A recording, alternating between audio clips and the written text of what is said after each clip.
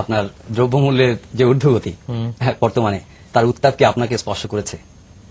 কিছু তো ডেফিনেটলি করেছে। বাসায় গেলে স্ত্রী তো বলেই যে আচ্ছা এটার দাম বেড়েছে।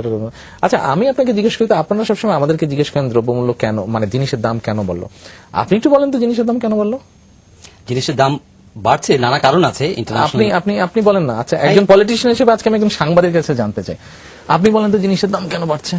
উৎপাদনের সমস্যা আছে, পরিবহনের সমস্যা আছে, আন্তর্জাতিকভাবে পণ্যের মূল্য বেড়ে যাচ্ছে, ইন্টারন্যাশনাল অয়েল প্রাইস বাড়ছে, নানা কারণ এটার সঙ্গে জড়িত আছে। আর কি কারণ? বাজারজাতকরণের সমস্যা আছে।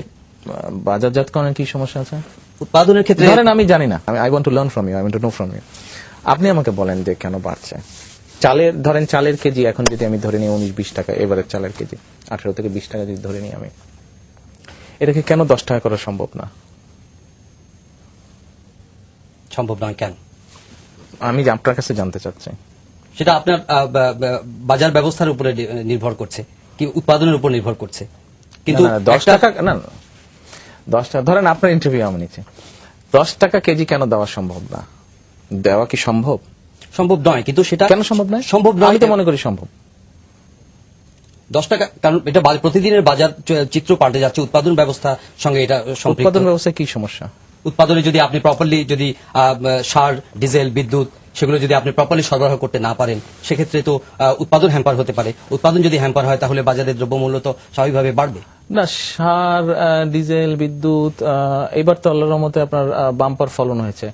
তো যদি সার, ডিজেল, বিদ্যুৎ এগুলা যদি সরবরাহ করা সম্ভব না, তো বাম্পার ফলন হলো কেমন করে? ক্রপ বেশি হয়েছে, লাস্ট ক্রপ সিজনে ক্রপ কিন্তু বেশি হয়েছে। এক্সপেক্টেড যেটা গ্রোথ ছিল বা এক্সপেকটেশন যেটা ছিল আল্লাহর মতে তার থেকে বেশি হয়েছে। আমরা তো বলছি যে আপনার একটা রিজনেবল একটা প্রাইস, সেটা আপনি what is the reasonable price then?